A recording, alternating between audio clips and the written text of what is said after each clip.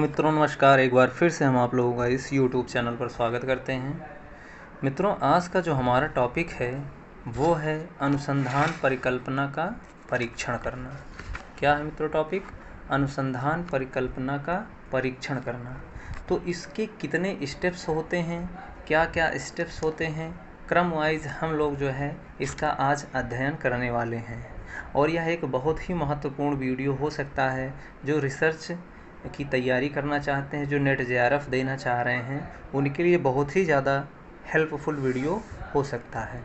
तो आइए देखते हैं, यहाँ पे इस वीडियो में केवल और केवल स्टेप्स ऑफ हाइपोथेसिस की बात करेंगे। जी हाँ मित्रों, स्टेप्स ऑफ हाइपोथेसिस की बात करेंगे, यानी परिकल्पना के चरणों के बारे में हम जो है क्रम वाइज जो है हम लोग अध्ययन करने वाले हैं। तो आइए देखते हैं वन बाय वन इसके क्या चरण हैं। ठीक है। और अगर आप चैनल पर नए हो तो चैनल को सब्सक्राइब करके बेल आइकन को प्रेस कर लीजिए, जिससे कि आपको अनुसंधान से रिलेटेड के साथ साथ जितने भी वीडियोस हम शिक्षा साथ सेकंड पेपर के लिए या रिसर्च के प्रत्येक टॉपिक के लिए हम यहाँ पे वीडियो अपलोड करते रहते हैं और उसको आप वॉच करेंगे तो हो सकता है कि आपके एग्जामिनेशन में बहुत ही ज़्यादा हेल्पफुल वीडियो हो सकते हैं। तो आइए कवर करते हैं वीडियो को। तो जैसे कि अनुसंधान परिकल्पना के परीक्षण का जो स्टेप्स है, उसमें सबसे पहले आपको क्या करना चाहिए, जब कोई रिसर्चर अपने टॉपिक को रिसर्च करने जाता है, जब एक प्रॉब्लम बन जाती है, प्रॉब्लम को सॉल्व करने के लिए, सॉर्ट आउट करने के लिए वह एक हाइपोथेसिस का निर्माण करता है। तो सबसे पहले प्रॉब्लम सेलेक्ट होने के बाद क्या करता है, हाइपोथेसिस का निर्माण कर लेता है। तो जब रिसर्चर हाइपोथेसिस का निर्माण कर लेता है तो उसके बाद उसको आगे की प्रक्रिया को बढ़ाना होता है। क्योंकि ये परिकल्पना क्या होता है, एक संभावित जो है अटकल होती है, या यूँ कह सकते हैं कि एक संभावित डायरेक्शन होता है अनुसंधान के लास्ट चरण तक जाने के लिए, यानी यह इसको एक रोड मैप की तरह हम जो लोग जो है वॉच करते हैं। तो आइए देखिए इस रोड मैप में कौन कौन से स्टेशंस आपको प्राप्त होते हैं, उन स्टेशंस को या उन स्टेप्स को आपको याद रखना है। ठीक है। तो आइए देखते हैं, सबसे पहले आपको अनुसंधान परिकल्पना का निर्माण कर लेना होता है। सबसे पहले अनुसंधान परिकल्पना का निर्माण करना होता है, यानी फार्मूलेशन ऑफ हाइपोथेसिस की बात हम लोग कर लेते हैं। ठीक। और उसके बाद हम दूसरे चरण में चलते हैं। तो दूसरे चरण में आपको जो है अनुसंधान प्रारूप का विकास करना होता है, यानी डेवलपमेंट ऑफ रिसर्च डिज़ाइन। यानी अब आपका रिसर्च किस प्रकार से है, क्वालिटेटिव है, क्वांटिटेटिव है, और उसमें वेरिएबल्स क्या हैं, उनका प्रारूप क्या हो सकता है, उनको हम आगे कैसे इम्प्लीमेंट कर सकते हैं, इन सारी बातों को हम स्टेप 2 में रखते हैं। यानी अनुसंधान प्रारूप का विकास जो है सेकंड स्टेप हो जाता है उसका।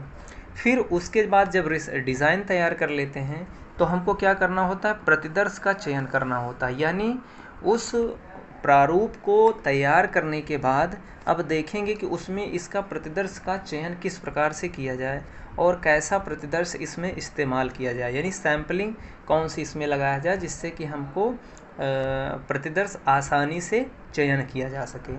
ये तो हुआ तीसरा स्टेप। और इसके आगे जब बढ़ेंगे हम चौथे स्टेप में मापन उपकरणों का चयन करना, यानी सिलेक्शन ऑफ मेजरिंग टूल्स को जो है हम लोग इम्प्लीमेंट करते हैं। यानी कौन से टूल इस रिसर्च के लिए या इस प्रॉब्लम के लिए या इस हाइपोथेसिस के लिए इस्तेमाल किया जाएगा, उसका हम लोग जो है चयन करते हैं। ठीक। फिर पाँचवें स्टेप में आ जाता है प्रदत्तों का संकलन करना, यानी कलेक्शन ऑफ डाटा की बात हम लोग करते हैं।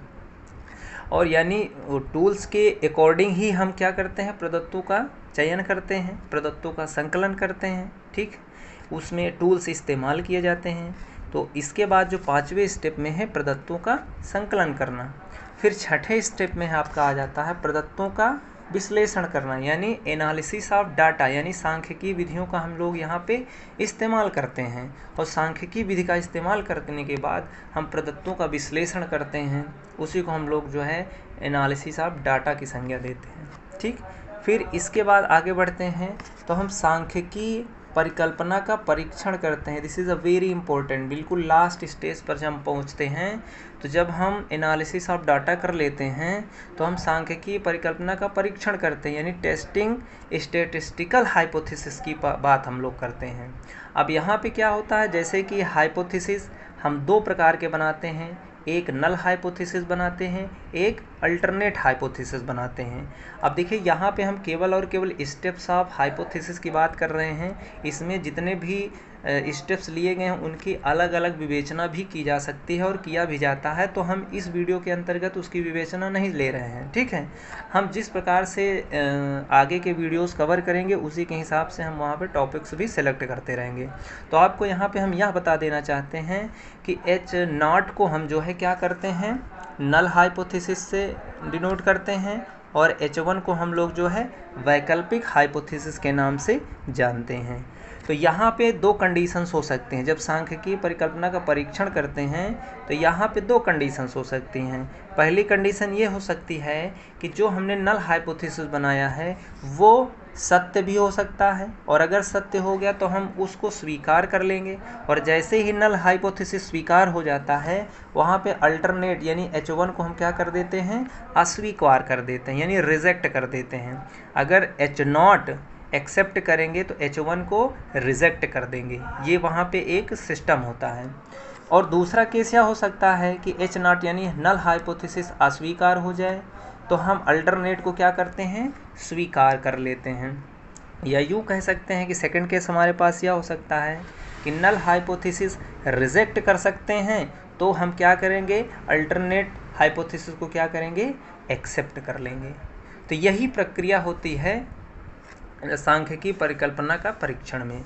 अब यहाँ पे क्या होता है, अब जैसे पहला केस में अगर ध्यान से देखें तो त्रुटि की संभावनाएं बनी रहती हैं, त्रुटि की संभावना बनी रहती हैं। अब त्रुटि के बारे में भी हम लोग अलग से वीडियो कवर करेंगे, लेकिन अब किस बिंदु में किस पॉइंट पे त्रुटि, कौन सी त्रुटि होगी, इसकी बात हम यहाँ पे कर सकते हैं। अब जैसे पहले केस में कौन सी त्रुटि की संभावना बनी होती है, बीटा त्रुटि की यहाँ पे संभावना बनी होती है। बीटा त्रुटि याद करिएगा, जब H0 स्वीकार किया जाए और अल्टरनेट H1 अस्वीकार किया जाए।